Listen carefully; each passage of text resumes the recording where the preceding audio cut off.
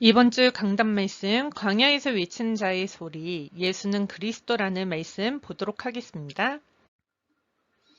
오늘 본문에 세례 요한이 유대 광야에 나타나 선포하기를 회개하라 천국이 가까이 왔노라. 이 사람을 두고 선지자 이사야는 이렇게 말했어요. 광야에서 외치는 자의 소리가 있다. 너희는 주님의 길을 예비하고 그의 길을 곱게 하여라. 세례 요한은 나타털 옷을 입고 허리에는 가죽 띠를 띠었고요. 그의 음식은 메뚜기와 들꿀이었어요. 그때 예루살렘과 온 유대와 요단강 북은 모든 사람들이 다 요한에게 나와서 자기들의 죄를 자백하며 요단강에서 그에게 세례를 받았어요. 세례 요한은 많은 바리새인과 사두개인 사람들이 세례를 받으러 오는 것을 보고 그들에게 말했어요. 독사의 자식들아, 누가 너희에게 닥쳐올 징벌을 피하라고 일러주더냐. 회개에 알맞은 열매를 맺으라. 그리고 너희는 속으로 주제넘게 아브라함이 우리 조상이다라고 말할 생각을 하지 말아라. 내가 너희에게 말한다. 하나님께서는 이 돌들어도 아브라함의 자손을 만들 수 있다. 도끼를 이미 나무 뿌리에 갖다 놓았으니 좋은 열매를 맺지 않는 나무는 다 찍어서 불 속에 던지실 것이다. 라고 말했어요. 오늘 말씀에 세례 요한이 나왔는데요. 세례 요한의 역할은 바로 예수 그리스도의 길을 전달하는 사람이었어요. 여자의 우선 예수 그리스도 우리 몸을 받아들이지 않으면 큰일 난다라는 경고하는 사람이었어요. 그래서 창세기 3장 15절 여자의 우선 예수 그리스도로 죄의 권세에서 해방되었다라고 말해주는 자였고 그리스도를 통하여 하나님 만나는 길을 여셨다라고 외치는 자였고 마귀의 일을 박살내야 되는 것이라고 외치는 자였는데요. 그런데 이 세례 요한이 독사의 새끼들아 라고 해버린 거예요. 하나님이 하는 말을 자기가 한 거죠. 사람은 누구도 정죄하고 비판할 자격이 없어요. 왜냐하면 다 창세기 3장에 묶여있기 때문에 절대 하나님의 자리에 앉아 있을 수가 없어요. 그런데 세례 요한은 하나님의 그 말을 본인이 해버린 거예요. 그래서 세례 요한은 어느 날 문제에 빠지게 되었어요. 예수 그리스도가 세례 요한의 문제를 도와주지도 않고 관심도 가지지 않기 때문에 엄청난 섭섭함과 갈등이 왔던 거예요. 구약의 마지막 선지자 세례 요한은 예수님을 향하여 보라 세상 죄를 지고 가는 하나님의 어린 양이라고 외쳤음에도 불구하고 천국에서는 지극히 작은 자로 전락해 버렸어요. 우리 랩런트들은 예수 그리스도라고 말을 하면서 자신을 변화시키고 있나요? 아니면 예수 그리스도를 부르면서도 자신을 변화시키지 않고 있나요? 전도사님도 랩런트들을 사역하다 보니 랩런트들에게 예수는 그리스도라고 선포하라고 하면서 내 자신에게 마귀 머리를 밟고 있지 않더라고요. 어떤 분이 내가 사역하고 있는 한 랩런트가 상태가 안 좋다라고 이야기하실 때 내 마음속에 화가 나더라고요.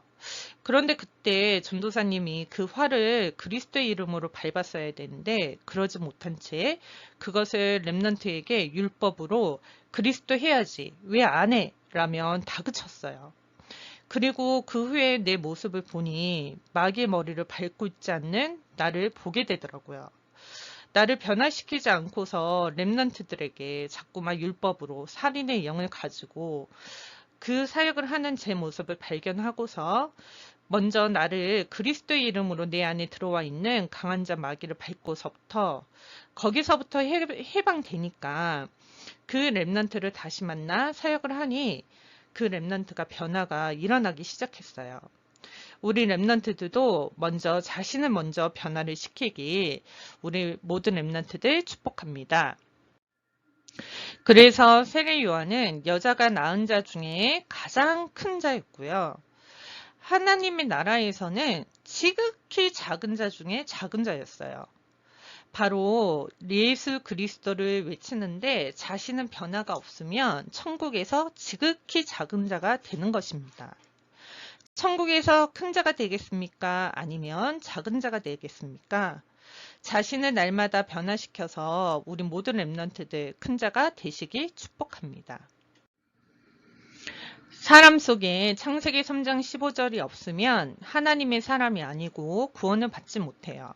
그래서 로마서 8장 9절을 보면 만일 너희 속에 하나님의 영이 거하시면 너희가 육신에 있지 아니하고 영에 있나니 누구든지 그리스도의 영이 없으면 그리스도의 사람이 아니라 라고 말씀하셨어요. 우리 모든 렘넌트들 정말 그리스도의 영이 없으면 그리스도의 사람이 아닙니다. 그래서 그리스도의 영이 없는 자는 늘 문제 앞에서 쟁쟁거리고 갈등 속에서 살아갑니다. 나의 심령을 빼앗고 죽이고 멸망케 하는 지옥까지 끌고 가는 강한 자를 우리 모든 렘넌트 내어 쫓으세요. 그렇다면 우리 렘넌트들 속에 어떤 강한 자가 들어있습니까? 바로 하나님을 떠나 죄 가운데 빠져 마귀에게 묶인 근본 문제로 인해서 요한복음 8장 44절이 들어있어서 거짓말쟁이, 욕심쟁이, 살인자, 하나님 없다라는 비진리 속에 욕심과 탐심과 정욕에 따라서 인생을 살게 되어요. 그래서 창세기 6장 네피림으로 내 본능대로 먹고 싶으면 먹고, 자고 싶으면 자고, 게임하고 싶으면 게임하고, 놀고 싶으면 놀고, 화내고 싶으면 화내고, 울고 싶으면 울고 이렇게 사는 거예요. 그것을 보는 하나님은 한탄하세요. 그리고 창세기 11장 바벨탑으로 하나님 없이 살아보자, 예배 안 드리고 살아보자, 내 멋대로 살아보자. 바로 이것이 어리석은 자, 그 마음에는 하나님이 없다 하도다. 그래서 그리스도를 거부하고 해방하는 내 안에 토끼, 더러운 귀신, 독소, 질병의 저주, 완악함이 들어있기 때문에 그리스도가 들리지도 않고 부르고 싶지도 않는 거예요. 그래서 우리 모든 렘넌트들 요한복음 1장 12절 영접하는 자 곧 그 이름을 믿는 자들에게는 하나님의 자녀가 되는 권세를 주셨으니 이제는 예수 그리스도를 영접한 하나님의 자녀로서 예수 그리스도가 이 땅에 오신 것은 모든 사람을 구원하시기 위해서 오셨습니다. 그리스도는 생명의 떡이고 그리스도는 생명의 빛이에요. 그래서 우리는 생명의 빛을 가졌기 때문에 어둠에 다니지 않습니다. 그리고 그리스도의 양의 문, 그 안으로 들어가세요. 그리고 선한 목자 대신 예수 그리스도를 따라가는 우리 모든 렘넌트들 되시길 축복합니다. 우리 모든 렘넌트들 이제는 사망의 잠에서 깨어나십시오. 바로 요한복음 8장 44절 육신의 생각을 사로잡아 응답의 장소로 바꾸는 우리 모든 렘넌트들 되시길 축복합니다. 광야에서 외치는 소리, 예수는 그리스도, 나는 하나님의 자녀, 모든 문제 끝, 마귀야 가라, 성령 충만이라고 광야에서 그 외치는 소리가 우리 모든 렘넌트들의 현장에서 외치는 소리가 되시길 축복합니다. 영적인 병에 걸려 사망의 잠을 자고 있는 그들을 깨우는 증인으로서 이제는 광야에서 사람 중심이 아닌 하나님 앞에서 외치는 자가 되어 예수 그리스도 그 이름을 자신의 삶에서 날마다 나타나는 매력적인 렘넌트들 되시길 축복합니다. 로마서 10장 10절 말씀 다 함께 읽겠습니다. 사람이 마음으로 믿어 의에 이르고 입으로 시인하여 구원에 이르느니라.